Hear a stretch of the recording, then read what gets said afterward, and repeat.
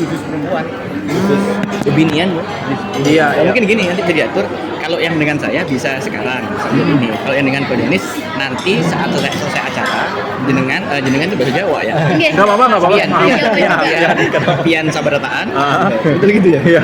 Saya antarkan ke kamar beliau di atas. Oh boleh. Nanti di samping di depan kamar, di luar kamar itu ada tempat duduk bagus. Juga itu enak, tidak terlalu ramai. Kalau ini kan masih tidak terlalu ramai, tidak terlalu crowded dan jamnya jam santai. Nanti saya antarkan, saya antarkan. Oh ya boleh. Jadi kalau yang dengan saya biasa sekarang, yang dengan Kodenis bisa nanti setelah acara langsung ikuti kami ke lantai 5. Oh ya, siap. Kalau gitu sambil wawancara Piana, ayo kita sambil makan enggak tuh. Enggak aman. Itu enggak makan puasa, ada puasa. Iya, berarti kalau habis ini ada lagi rencana kegiatan yang seperti ini, Pak? Insya Allah sama dengan Ustazah Halimah Al-Idrus khusus perempuan. Ustazah Halimah ya? Ustazah Halimah Al-Idrus khusus perempuan. Kenal lah ya. Beliau adalah tokoh muslimah, influencer paling berpengaruh se-Asia Pasifik tahun ini 2023. Republika. Dan beliau seviral itu, tapi nggak pernah muncul wajahnya. Iya, nggak boleh soal ada rekam. Nggak boleh difoto, nggak boleh di ini. Full cadar. Jadi sudahlah full cadar hitam semua, foto pun nggak boleh. Oh gitu. Suaranya pun terbatas. Suaranya yang terbatas. tunggu diizinkan baru silakan direkam gitu baru boleh. Oh gitu. Dari kalangan habaib, dari kalangan muridnya Habib Umar beliau, Sudah ada tanggalnya kan? Sudah. Sudah ada ya. Tanggal. Dalam waktu dekat kah, Pak Ustadz? Biar nanti kan kalau nggak Januari Februari. Biar nanti kan kita sisipkan nih di berita kan, otomatis kan orang sudah standby nih. Wah, bakalan ada nanti bersama dengan ini. Habib Bahasim, Habib Muhsin Bahasim. Penanggung jawabnya ini, sesepuhnya lah. Sesepuhnya. Jadi begitu. Oh ya Ustadz ini kan foundernya Majelis Gaul ya. Kenapa sih menggabungkan Majelis dan Gaul itu? Apakah supaya targetnya anak muda untuk rajin mendengarkan syiar dakwah? Oke. Jadi yang pertama begini, saya ini kan alumni pondok pesantren Kebuyurang Jombang. Di situ pondoknya Habib Syekh Kiai Hasyim Asy'ari pendirian itu. Nah, ketika saya lulus dari pondok, saya mikir apa yang bisa saya berikan untuk negeri ini, untuk kehidupan ini apa gitu. Nah, lalu kemudian saya jalan-jalan sambil gabut gitu ya di pondok. Ada sebuah pondok namanya Ghaniyatul Ulum. Saya ingat, oh iya ada pondok itu dulu ya. Artinya kekayaan ilmu-ilmu.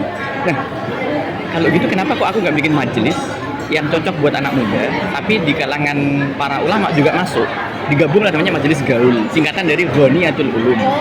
Jadi bukan kekayaan gaul. hazanah ilmu-ilmu Islam gitu. Kalau mutlak gaul nanti kan para ulama juga ini apa pula nih gitu. Bid'ah pula nih bid'ah gitu. Tapi kan ada sambungannya itu tidak sekedar nama tapi gaulnya itu untuk persuasi ke anak-anak muda, tapi maknanya lah Ghaniyatul Ulum itu untuk edukasi bahwa kita nggak sekedar gaul-gaul tapi kita berbasis kepada literasi Islam yang otentik gitu. Berarti kegiatan majelis ilmunya ini dikemas dengan menarik. Betul. Dan tidak sejadul dulu ya Ustaz. Betul. Dan ada di 19 kota. Ada di 19 kota, Palangkaraya di antaranya. Palangkaraya di antaranya. Jumlahnya ada keanggotaannya nggak sih? Ada. Bentar saya buka data dulu ya. Update pertadisian kan kita ada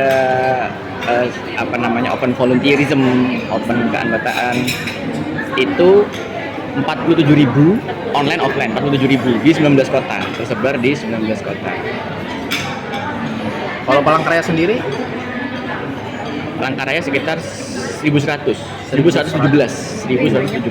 Itu perempuan dan laki-laki. Laki perempuan. Memang begini, kita itu harus fair ya, dalam hal apapun harus fair, harus titik tengah, harus seimbang. Jadi kita mengambil nilai-nilai salaf, nilai-nilai tradisional terdahulu yang bagus-bagus, yang baik-baik, sambil lalu mengemasnya, memodifikasinya dengan nilai modern yang juga lebih progresif. Jadi enggak, kalau full modern salafnya ditinggalkan itu juga enggak ini, atau full tradisional modern ditinggalkan juga akan kehilangan basis massa dan dakwah nggak nyampe gitu. Oh iya. Full modern melupakan tradisional akan tercerabut dari akar. Full tradisional bukan modern akan kehilangan basis. Iya. Nah, menjaga gawang di titik tengah itu yang jadi concern kami. Tadi majelis gaul tadi. Kalau menurut Ustaz, adanya majelis ilmu yang mungkin dikemas dengan modern tuh melihat Ustaz banyak anak muda yang tertarik dan istiqomah nggak Ustaz? Oh banget, dan kita nggak asal ngadi-ngadi maksudnya. Kita selalu ada rapat. Evaluasi? selain evaluasi juga dalam konsep kita mempertimbangkan analisis SWOT, strong, weakness, opportunity, and threat. Kita pertimbangkan, kita kumpul apa nih yang lagi ini anak muda, pemilihan tema, pemilihan narasumber, pemilihan tempat, pemilihan warna desain dalam satu semuanya ada basis datanya, ada analisis SWOT-nya dan sebagainya ala manajemen modern gitu. Jadi esensinya nilai-nilai positif tradisional, kebijaksanaan, kearifan, keilmuan tetap dijaga, tapi uslubnya, strateginya, cara-caranya pakai manajemen modern. Jadi begitu. Jadi majelis gaul ini saya kira awalnya bener-bener nama gaul aja. Nama gaul aja, iya. Ternyata ada sekarang. Oh, bisa ada sih. Bisa dipukuli sama ulama-ulama. Ente ini macam-macam ya itu. Enggak. Kita di titik tengah itu. Kalau dalam bahasa usul fikihnya ada al-muhafadzatu ala qadimi sholih wal akhdhu bi jadidil aslah. Jadi kita menggenggam nilai-nilai tradisional yang bagus, yang baik, sambil kita progresif terhadap nilai-nilai modern yang terbaru. Begitu. Kalau untuk ininya Ustadz, organisasi besarnya kayak Muhammadiyah atau NU itu ada di ininya nggak? Ini dia nih, ini di antara penelitian kita adalah milenial dan Gen Z, atau bahkan orang tuanya adalah pengurus di NU atau pengurus di Muhammadiyah. Iya. Milenial dan Gen Z itu benar-benar tercerabut dari residu masa lalu. Oh iya, benar. Percaya atau tidak? Tidak. Percaya atau tidak? Ya. That is the fact. Ini faktanya. Percaya atau enggak? Itu kita udah survei. Tentu random sampling nih, bukan survei milu ya, enggak. Iya. Kecondongan, afiliasi dan sebagainya kita survei, anak-anak kiai, anak-anak tuan guru, banyak juga yang tertarik. Kenapa? Mereka butuh aktualisasi di ruang modern gitu. Butuh aktualisasi itu. Dan saya sendiri dari Hazanah NU kan. Tapi kita tadi itu progresif terhadap nilai-nilai yang terbuka. Yang Muhammadiyah banyak banget. Yang Muhammadiyah memang selama ini kan penjaga gawang di sektor yang modern, Islam modern, itulah Muhammadiyah. Iya. Adanya anak muda dengan fenomena gitu tuh apa karena mereka tidak mau terpaku dengan satu guru aja, Ustaz? Jadi banyak guru yang mereka kunjungi majelis ilmunya.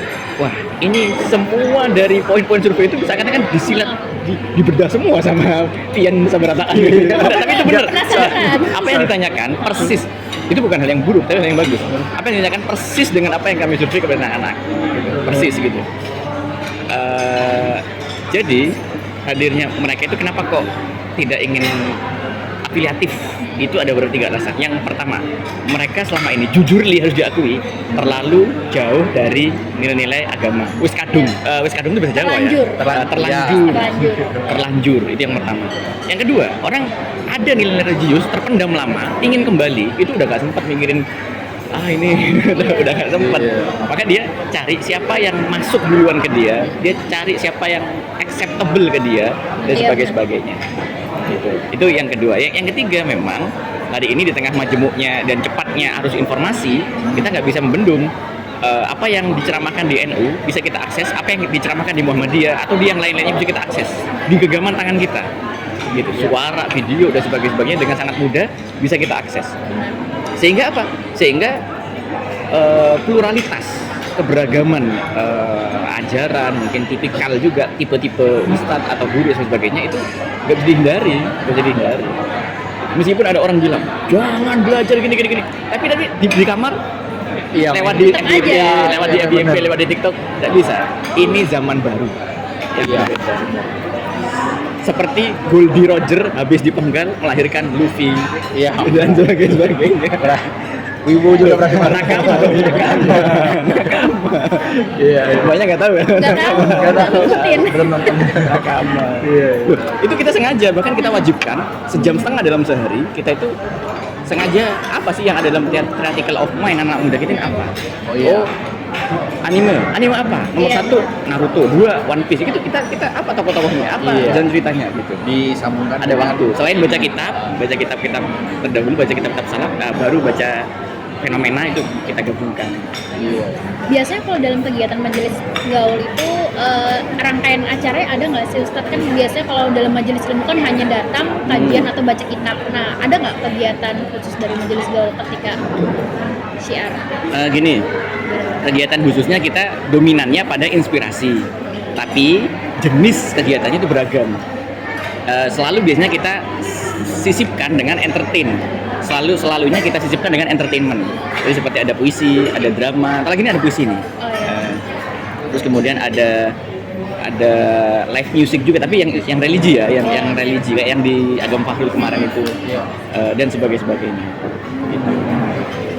Kenapa? Karena antara anak muda ini selain butuh ilmu juga butuh entertainment. Iya Juga benar. butuh entertainment. Ramainya entertain. Gitu di sini. Meskipun kadang ada juga opini-opini yang ya biasa lah ya, namanya orang hidup kan ya. Itu ngaji atau konser sih gitu. Iya, Iya. Loh, benar. kalau dua hal itu digabungin kenapa harus dipisahin kan gitu. Baru kalau misal konsernya konser dangdut atau apa yang buka-buka aurat, nah itu oke lah, kita Enggak it ya. doesn't make sense. Enggak, tapi kalau konser religi mengingatkan kepada Allah, melembutkan hati, didampingi dengan majelis ilmu, nah itu masih connect. Iya. Apalagi anak muda, apalagi khususnya kalau misalnya datang hadir di majelis saja, Iya. terus itu kayaknya Betul. Nah, itu PR kami para dai, para ustadz untuk memikirkan cara-cara apa yang masuk kepada mereka. Gitu. Bahkan kadang-kadang kita main Mobile Legends bareng gitu. kabar. Iya. Mabar. Jadi sudah